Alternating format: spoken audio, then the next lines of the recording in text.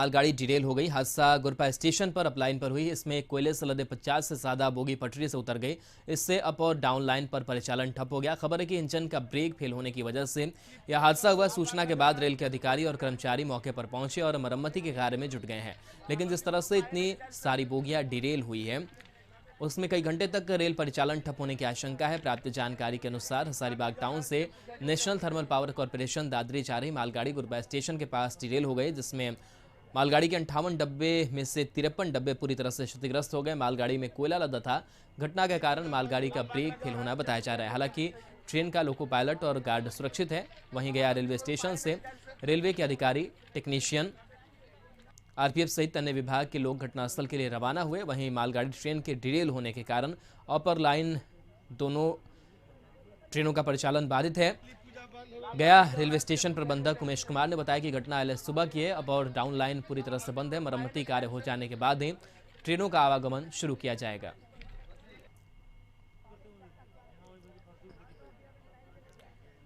और मरगूब हमारे साथ न्यूज रूम से जुड़े हुए हैं। मरगूब, सुबह बड़ा हादसा हुआ गया कोडरमा रेलखंड पर, मालगाड़ी डिरेल हुई है। फिलहाल क्या कुछ अपडेट है? देखिए, पावन पर्व छठ 3 दिनों के बाद है और हजारों की संख्या में लोग अपने अपने घरों को लौट रहे हैं। और आज सुबह ये घटना 6 बजे, जो रेलवे का ऑफिशियल टाइम है 6 बजे, ये अप लाइन पर हुआ है। और अप लाइन पर जो घटना हुआ तो वो जो बॉगी डिरेल की है वो पूरी तरह से डाउन लाइन पर भी जाकर के फंस गई। तो अप एंड डाउन दोनों लाइन, गया धनबाद रूट बहुत महत्वपूर्ण रूट है। हम आपको बताते हैं, गया धनबाद रूट आप समझिए, भोपाल, अजमेर, मुंबई, दिल्ली से लगभग 1 दर्जन से ज़्यादा ट्रेनें जो आने वाली ट्रेन है वो जहाँ तहाँ फंसी हुई हैं। 5 से 6 इंटरसिटी और पैसेंजर एक्सप्रेस को गंतव्य स्थान पर, मतलब वो ट्रेन जहाँ पहुँची थी वहाँ से वापस कर दिया गया है और यात्रियों को कहा गया है कि आप यहाँ उतर जाएं, कोई वैकल्पिक व्यवस्था कर लें। क्योंकि देखिए, जब रेलवे ट्रैक जाम हो जाएगा तो रेलवे अपनी ओर से कोई बड़ी व्यवस्था नहीं कर सकती। दूसरा महत्वपूर्ण अपडेट हम आपको बता दें, जो रेलवे के ऑफिशियल से हमारी बातचीत हुई है, इस पूरे ट्रैक को बनाने में और कह सकते हैं वहाँ से जो कह सकते हैं कि मलबा है और उसे हटाने में लगभग 4 बजे के बाद तक का समय लग सकता है, माने शाम तक। इस दौरान लगभग 1 दर्जन गाड़ियों को रद्द कर दिया गया है। 1 दर्जन से ज़्यादा गाड़ियों को गंतव्य स्थान से लौटाया जा रहा है। कई गाड़ियों के रूट में परिवर्तन किया जा रहा है। रेलवे के ऑफिशियल का कहना है क्योंकि 6 बजे शाम में घटना हुई है, अधिकारी पहुंच गए हैं और सभी सिस्टम रेलवे ने लगा दिया वहां।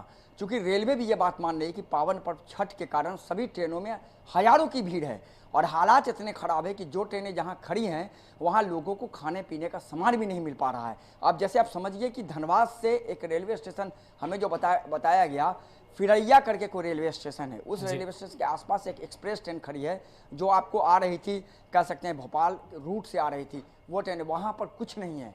अब स्थिति यह है कि आगे जो ट्रेन खड़ी है वो नहीं निकल सकती, पीछे जो ट्रेन खड़ी है वो पीछे नहीं जा सकती और आगे वाली तो हालात वही है, चूंकि रोकना पड़ेगा ट्रेन, चूंकि रेलवे ट्रैक आपका पूरी तरह से डैमेज हो चुका है।